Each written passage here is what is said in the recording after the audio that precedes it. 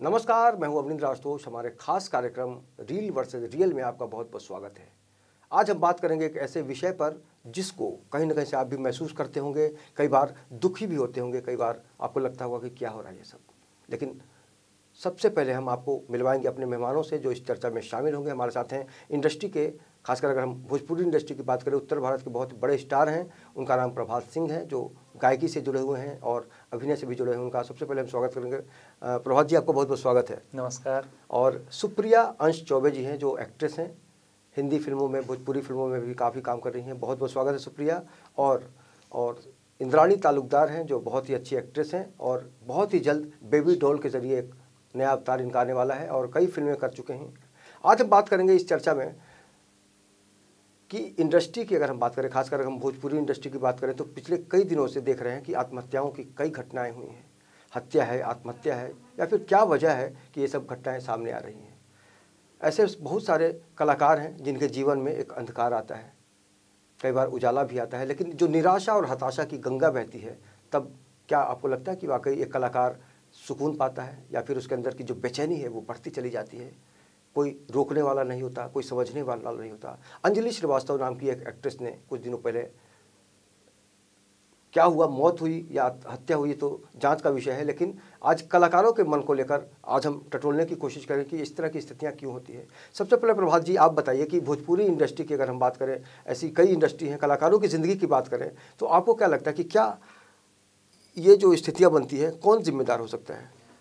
देखिए, स्थितियों की बात की जाए तो सबसे पहले हम इस इंडस्ट्री में आते हैं और कहीं न कहीं इस इंडस्ट्री से जुड़ते हैं, और अगर उस दरमियान ये बातें होती हैं, ऐसी घटनाएं होती हैं, तो कहीं न कहीं मैं समझता हूँ कि सबसे पहले इसका श्रेय और इसकी बातें हमारी इंडस्ट्री से भी जुड़ती हैं। क्योंकि हर कलाकार ग्लैमर की इस दुनिया में एक चकाचौंध एक अपने सपने लेके आता है, और मैंने तो ऐसे भी कलाकारों को देखा है जिन्होंने की उपलब्धियां पाई हैं, उनका नाम हुआ है, उसके बावजूद भी वो कहीं न कहीं अपनी ज़िंदगी से मायूस, हताश और निराश हुए हैं, और उन्होंने ऐसा कदम उठाया है। तो मैं जहाँ तक समझता हूँ कि जो मेरे रिसोर्सेज हैं, मेरी जो सोच है, उसके हिसाब से 75% जिम्मेदारी है अगर तो हमारे इंडस्ट्री की है, उनके लोगों की है। मेरा ऐसा मानना है, मेरा ऐसा समझना है। ऐसा कोई माहौल बनाने की अक्सर बात की जाती है कि जिस सिचुएशन में हम रहते हैं, कलाकारों का तो दिल बहुत बड़ा होता है। इंद्राणी, अगर आपसे हम जानने की कोशिश करें, आपने बहुत सारी फिल्मों में काम किया है, इंडिया के बाहर भी आप जाती हैं, इंडिया में भी बहुत सारी जो जगह हैं वहाँ पे जा चुकी हैं। आपको क्या लगता है कि एक सिचुएशन कौन सा होता होगा जब कलाकार पंखे से लटका हुआ पाया जाता है, कमरे में बंद पाया जाता है, जब पता चलता है कि उसकी मौत हो चुकी है? आप एक कलाकार के तौर पर क्या सोचती हैं? सबसे बड़ी बात है कि इस फिल्म इंडस्ट्री में डिप्रेशन की हावी हो जाते हैं आर्टिस्ट। और सबसे बड़ी बात है कि फिल्म इंडस्ट्री में सस्टेन करने के लिए जो आर्टिस्ट हैं उनके पास पेशेंस होना बहुत ज़रूरी है, क्योंकि ये फिल्म इंडस्ट्री में अप्स एंड डाउन्स आते ही है। आप देख लीजिए, बड़े बड़े जो कलाकार हैं, बड़े बड़े जो टॉप में है, उन लोगों की लाइफ में भी आया है अप्स एंड डाउन्स। 2-3 साल तक बिल्कुल उनके पास काम नहीं, सुपर डुपर हिट फिल्में देने के बाद कभी कभी ऐसा होता है। डिप्रेशन, जैसे इंद्राणी आपने कहा, डिप्रेशन के पीछे भी कई कारण वजह होती है। आपको क्या लगता है कि यहाँ पर क्या एक हीरोइन या एक कलाकार, जो महिला कलाकार होती है, वो इतनी निराश हो जाती है कि आत्महत्या कर ले?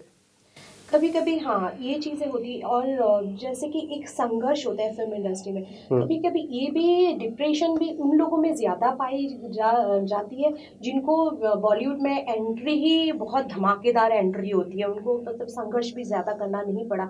जैसे कि हम जिया खान की बात ही करते हैं, क्योंकि उनकी पहली फिल्म ही अमित जी के साथ, second film Aamir Khan, third film Akshay Kumar के साथ, इतनी बड़ी बड़ी फिल्में इतनी आसानी से मिल जाने के बाद अगर किसी को फेलर फेस करना पड़ा, ये बहुत बड़ी बात हो जाती है।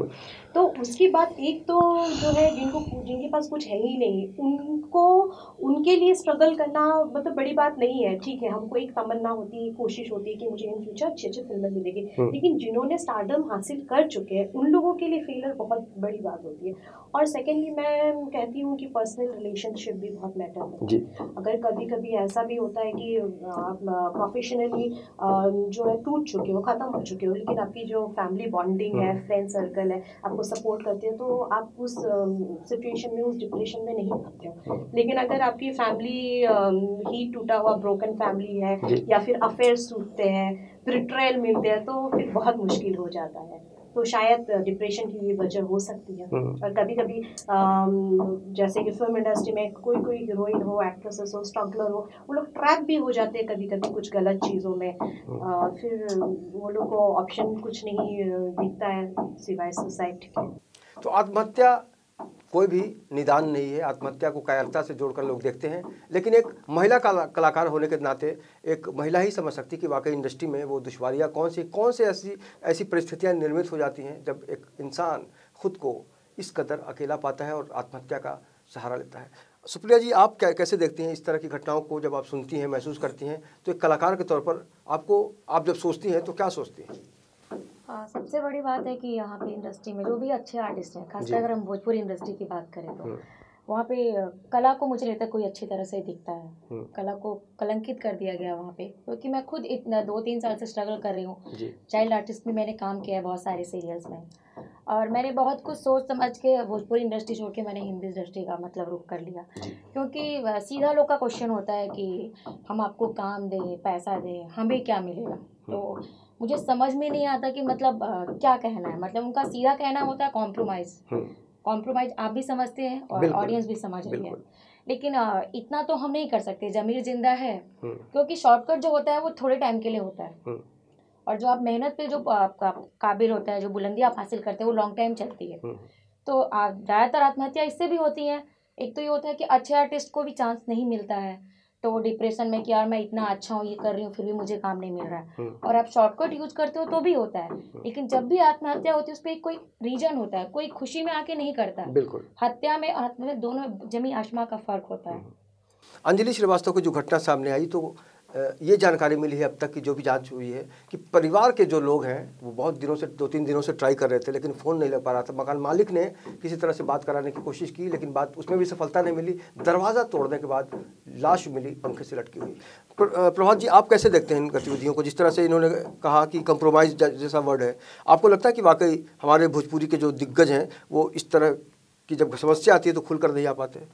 जी, शेर की शक्ल में गीदड़ बने हुए सब। जैसा कि सुप्रिया ने कहा, मैं बेशक इस बात को पूरी सच्चाई के साथ, और अगर समय पड़ा तो मैं पूरे प्रमाण के साथ भी आप सबके बीच में रखना चाहूँगा। मैं विशेष करके अगर अपने भोजपुरी सिनेमा का अगर मैं बात करता हूँ तो वहाँ पे एक फीमेल आर्टिस्ट के लिए यही परिभाषा रह गई है, और बिल्कुल इसी दायरे में इसी शर्तों पे रख के लोग काम कर रहे हैं, जैसा कि मुझे सुप्रिया ने बताया। और इस चीज़ से इंडस्ट्री की 10 में से हर 9 लड़की ग्रसित है, जो कि एक अपना स्टारडम या एक अपना स्ट्रगलर पीरियड लेके इस मुंबई में आई है। सबको ये फेस आउट करना पड़ता है।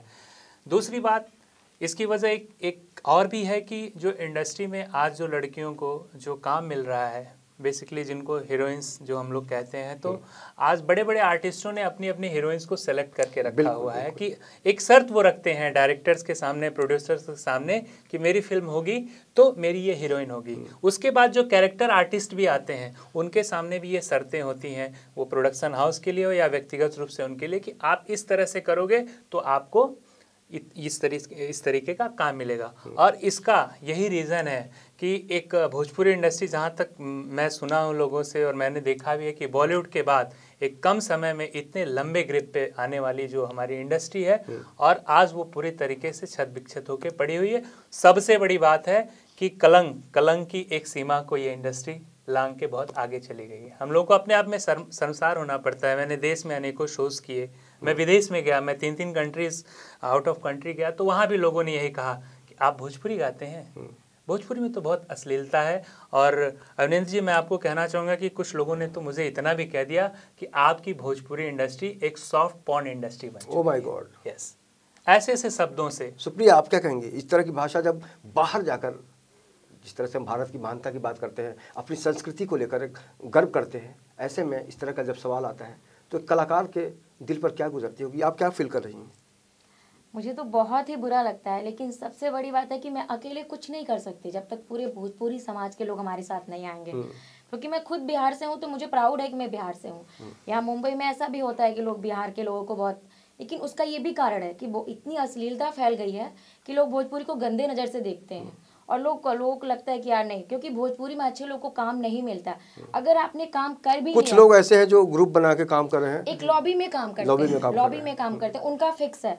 और अगर आपने कर भी लिया, आपको 10% लोग अच्छे मिल भी जाते हैं, तो देन काम करने के बाद आपको पेमेंट नहीं देते, क्योंकि मैं ये सब चीजें झेल चुकी हूँ। चमचाई भी बड़ी चलती है यहाँ पे। हाँ, बहुत ही बटन भैया हमको लगाते हैं, बना दीजिए, मतलब भैया खाना तो हमको अपने घर में खाएंगे, लेकिन अगर वोमिट करना है या उल्टी करनी है तो सोचेंगे दूसरे का घर मिल जाए वहीं पे कर दे, क्योंकि हमारे अपने घर में करेंगे तो हमें साफ करना पड़ेगा। बड़ी अच्छी बात कह रही हैं इंद्राणी, खाना तो आपके घर में खाएंगे, उल्टी किसी और के घर में करेंगे। ये वाकई ये बात हजम नहीं हो पा रही, लेकिन कि सच्चाई यही है कि इसको हजम करना पड़ेगा। गंदगी इस कदर तक आ गई है कि मछलियाँ तड़प रही हैं, वो पानी से निकल तो नहीं सकती, लेकिन निकलने की स्थिति आ गई है। और निकलने के बाद की स्थिति आप समझ सकते हैं कि वाकई मछली जल के बाहर आने के बाद मर जाती है। एक कलाकार के तौर पर आपने सुना इन दोनों की जो भावनाएं हैं। भोजपुरी बहुत ही मीठी भाषा है, बहुत ही संस्कृति से जुड़ी हुई भाषा है। इस देश के जो पहले राष्ट्रपति थे डॉक्टर राजेंद्र प्रसाद, उन्होंने भी गर्व के साथ भोजपुरी भाषा को दुनिया के सामने पेश किया था।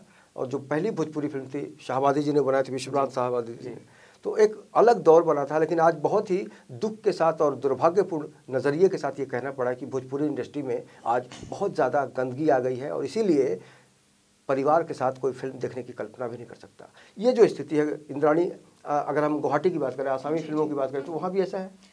हाँ, नहीं, असामीज फिल्म बहुत मतलब सॉफिस्टिकेटेड क्लासी टाइप की फिल्में बनाती है। और अगर देखा जाए वहाँ पे कोई चीज़ें वल्गर नहीं है, बहुत ही प्यार। मैंने अभी तक असामीज फिल्म में काम नहीं किया, लेकिन जो हमने बचपन से फिल्में देखी, बहुत सॉफिस्टिकेटेड तरीके से क्लासी फिल्में वहाँ पे बनाते हैं, जो कंटेंट ओरिएंटेड होता है। तो वहाँ पे तो, और मैंने काम नहीं किया तो मुझे नहीं पता कि वहाँ की इंडस्ट्री में किस टाइप के लोग हैं, लेकिन फिल्म पे अभी आप देवेंद्र मिश्र करने बिहार गई थी, वहाँ पे कुछ ऐसा लगा कि अश्लीलता वगैरह कुछ है या नहीं? वो तो प्योर एकदम हिंदी फिल्म ही है, बायोपिक है, एकदम प्योर फिल्म है। वो कोई, हाँ, वो भोजपुरी फिल्म नहीं है, वो हिंदी फिल्म है, लेकिन वो वहाँ पे जो मगध की जो भाषा है उसको व्यवहार किया गया है। तो उसमें तो कोई अश्लीलता जैसी कोई बात नहीं थी, बहुत ही साफ सुथरी तरीके से। आप अपने आप को कितनी खुशकिस्मत मानती हैं? अभी तक सब कुछ सही चल रहा है? मैं अपने आप को खुश किस्मत समझती हूँ, क्योंकि मुझे इंडस्ट्री में बहुत ही अच्छे सर्कल मिला है, क्योंकि उन सर्कल के थ्रू मुझे काम आसानी से मिलता जा रहा है। लेकिन ऐसा भी नहीं कहूँगी कि शुरू के टाइम पे कुछ ऐसे चीज़ें मेरे साथ भी फेस मैं भी करती थी, लेकिन मेरी पर्सनैलिटी ऐसी थी कि जनरली लोग आगे ये कॉम्प्रोमाइज जैसी बातें मेरे सामने बोलने को थोड़ा सा डरते थे, हेसिटेट करते थे, क्योंकि मैं बहुत ज्यादा स्ट्रेट फॉरवर्ड काइंड ऑफ, तीसरी आंख ना खुल जाए आपकी, स्ट्रेट फॉरवर्ड टाइप की। नारी के अंदर शक्ति होती है, लेकिन आज नारी क्यों परेशान हो गई है, हताश हो गई है, इस पर हम चर्चा जारी रखेंगे। और जाहिर तौर पर इन कलाकारों की जो भावनाएं हैं आप तक पहुंचाएंगे। हमारे साथ इंद्राणी तालुकदार हैं और सुप्रिया अंश चौबे हैं और प्रभात सिंह जी हैं, जो इस चर्चे को लेकर बहुत ही गमगीन है। फिलहाल वक्त एक छोटे से ब्रेक के बाद हम चर्चा जारी रखेंगे, reel versus reel.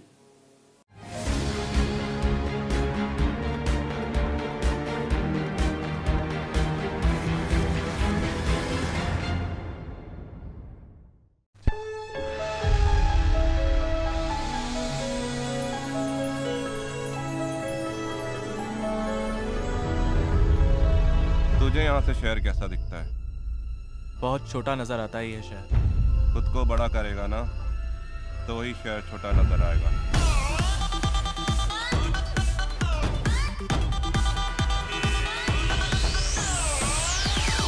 Do you love me? Of course I do यार, ये भी कोई पूछने की बात है क्या? अच्छा, शर्ट निकालो अपनी।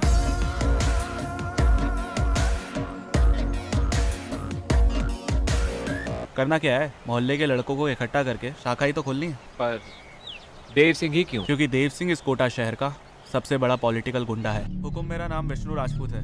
तुम जैसे युवा कार्यकर्ताओं की तो हमारे संगठन को जरूरत है।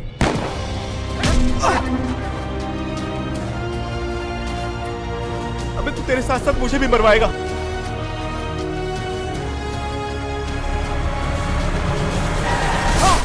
नदी में पत्थर फेंकने से कुछ नहीं होता विष्णु, वो बस इतनी बड़ी नदी में डूब जाता है।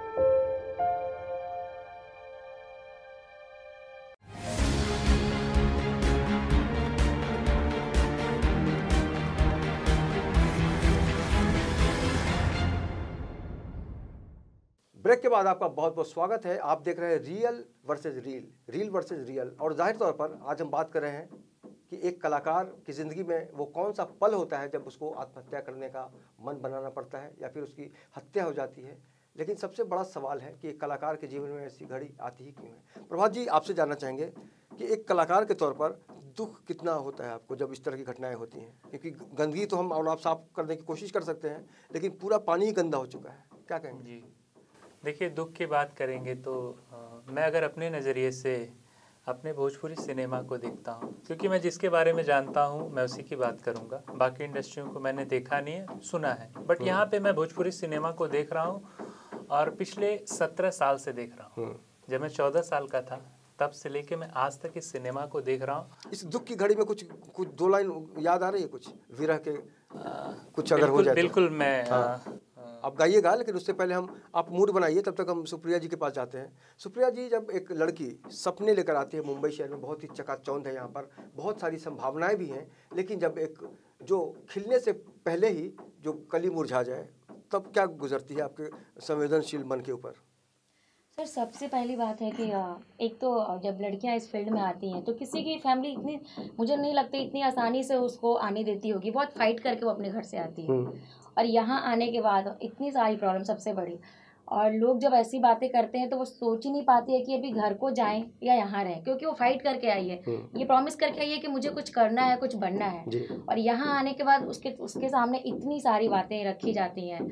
उसके बाद वो कहीं काम भी करती है तो पेमेंट को लेके इशू, लोग 10 बार मीटिंग के लिए बुलाएंगे, क्या मीटिंग में आने के लिए पैसे नहीं लगते लड़कियों के? लगते हैं ना, बिल्कुल कॉन्वेंस लगता है, खुद को सुंदर बनाने के लिए भी सुंदर दिखना पड़ता है। जैसे मुझे ही बहुत सारे लोग बोलते हैं कि मैडम आप मिल लीजिए, आपसे मिलना है, बात कर लीजिए। मैंने कहा सर मैं ऐसे सुंदर नहीं दिखती, बहुत पैसे लगते हैं, खर्च पड़ते हैं, तो आप बताइए कैसे मिलना है आपको।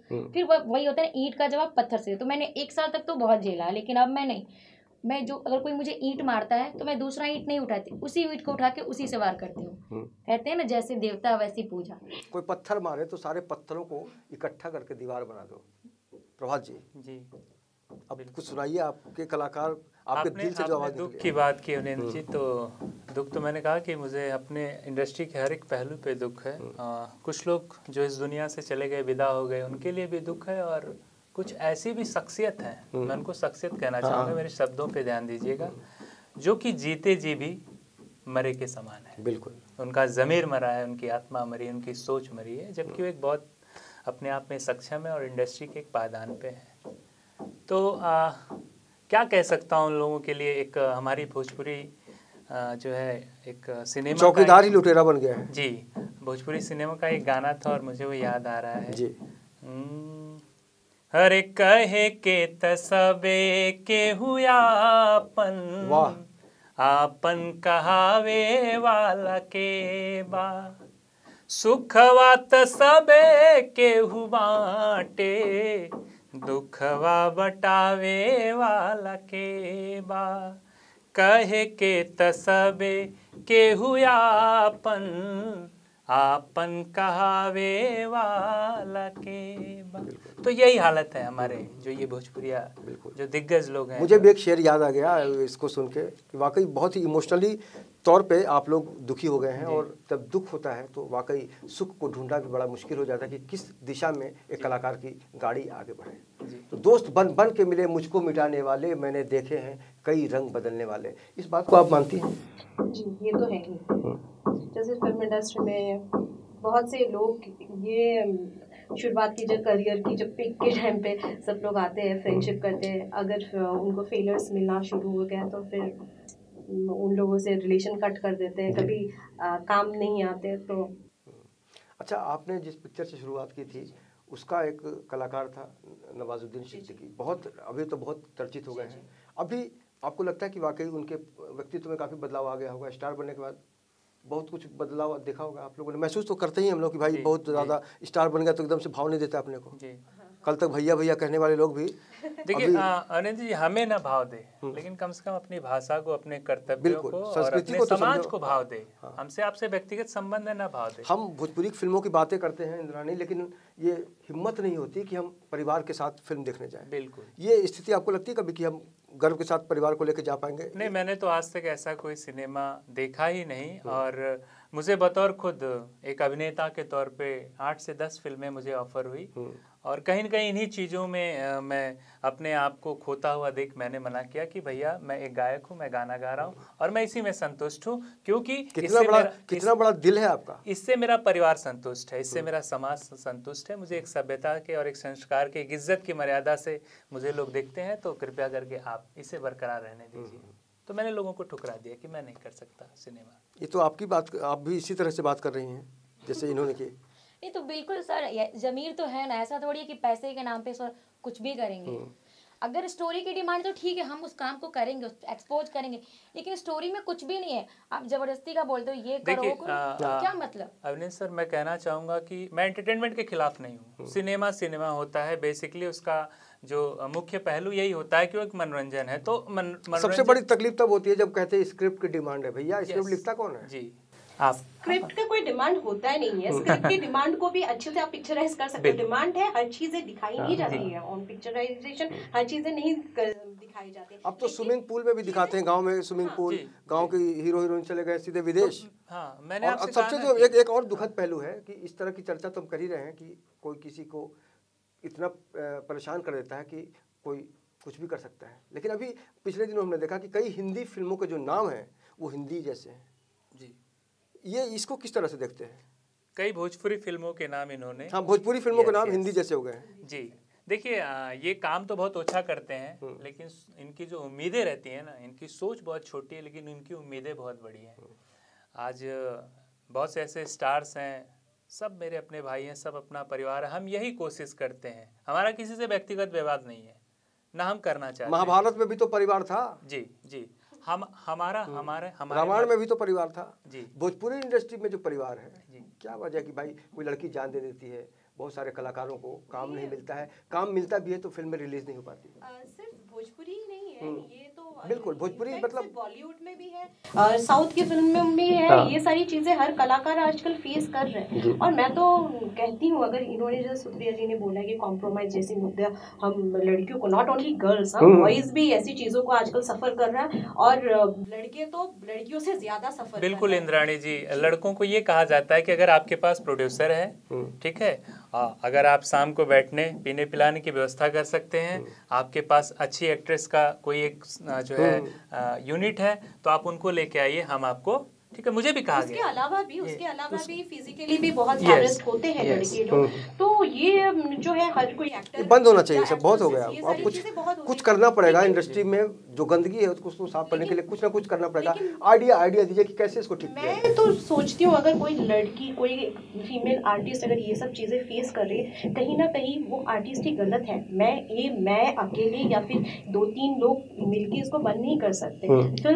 फिल्म बिना एक्टर एक्ट्रेसेस के तो कोई फिल्म नहीं बन सकती, टीवी सीरियल नहीं बन सकते। ये फिल्म इंडस्ट्री बंद हो जाएगी अगर कोई आर्टिस्ट एक्ट्रेस आए नहीं फिल्म इंडस्ट्री में। गर्ल्स, आज ऐसे गर्ल्स भी हमने देखा है कि वो लोग खुद से ऑफर देते हैं कि अगर ये फिल्म मुझे, ये बिल्कुल सही बोल रही हैं, मैं तैयार हूँ अगर मुझे ये फिल्म मिले। अगर आपको सपोज ये ऑडिशन के थ्रू आप शॉर्टलिस्ट हो गए, आपको ये मिलना है एज ए टैलेंट, और टैलेंट की बेस पे आपको मिलना है, लेकिन सामने एक लड़की है जो हर चीज करने के लिए रेडी है, तो जनरली लोग तो अभी इंसान ही है ना, तो लोग उसको ज्यादा प्रेफरेंस देंगे कि इस लड़की से मेरा फायदा है, क्योंकि हर कोई इस तरीके से नहीं देखता है कि टैलेंट किसका है। तो कहीं ना कहीं अपनी कमी को भी महसूस करनी होगी। हाँ, को लड़कियां भी कहीं ना कहीं जिम्मेदार है। अगर कोई प्रोड्यूसर है, डायरेक्टर है, किसी लड़की को, किसी आर्टिस्ट को ऑफर देते कि आप कॉम्प्रोमाइज करो, उस मना कर दे, भेड़िया तो शिकार करेगा ही, भेड़िया तो शिकार करेगा, तो वो करेंगे। आपको शिकार होना है या नहीं होना है, आप क्या कहेंगे सुप्रिया?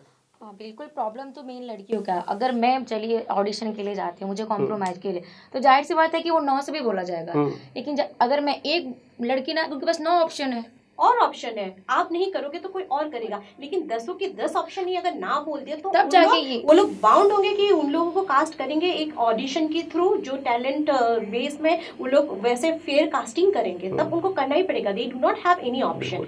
तो कहीं ना कहीं मैं बोलती हूँ कि जो आर्टिस्ट है वो खुद भी दोषी है, जो शॉर्टकट तरीका अपनाते हैं। बिल्कुल, शॉर्टकट तो अपनाना ही नहीं चाहिए। लेकिन पिछले कई दिनों से हम लोगों ने सोचा है और महसूस किया है कि कुछ जो घटनाएं हुई थी, अगर हम रूबी सिंह की बात करें, सुधाकर पांडे की बात करें, और भी कई कलाकार हैं, कई टेक्नीशियन हैं जिनके बारे में कोई जानता नहीं, लेकिन उन्होंने आत्महत्या कर ली है या उनकी जान ले ली गई है, ये तो अलग विषय है। लेकिन आपको क्या लगता है, आइडिया दीजिए कि आने वाले दिनों में क्या ऐसा करना चाहिए जिससे मनोबल बढ़े कलाकारों का, टूटे नहीं। मैं सुप्रिया जी और इंद्राणी जी की बातों से मैं बहुत सहमत हूँ और बहुत अच्छा लगा कि एक एक्ट्रेस हो के, एक गर्ल्स हो के, एक लड़की हो के आप लोगों ने बड़ी बेबाकी से, इसीलिए तो हमने बोला ना रियल वर्सेस रियल, यस, इस बात को रखा, सच्चाई को रखा। और ऐसी हिम्मत, ऐसी ताकत, ऐसी सोच अगर इंडस्ट्री की हर एक लड़की, हर एक आर्टिस्ट अपने आप में रख ले तो मुझे तो लगता है कि लड़कियों की समस्या का समाधान 90% हो जाएगा। ठीक है, अब बात आती है मेकर्स पे। तो इंडस्ट्री का हर रेपुटेड आर्टिस्ट, वो चाहे लड़का हो या लड़की हो, वो सोचे कि नहीं हम प्रोफेशनल और अच्छे मेकर्स के साथ काम करें। देखिए, मैं व्यक्तिगत तौर पे किसी का विरोध नहीं करता, ना मैं उसके जीवन में चाहता हूँ, लेकिन ऑन सेट, ठीक है, और अगर ऑन प्रोसेस ये सब चीज़ें, ये सब बातें किसी के साथ होती हैं, किसी को प्रेशराइज किया जाता है, हमारा विरोध उसका है। ठीक है, आप व्यक्तिगत तौर पे क्या है, मुझे उससे लेना देना नहीं है। तो लड़कियों को इस चीज़ के लिए अपने आप में, अपनी सोच से, अपनी बातों से एकजुट होना पड़ेगा।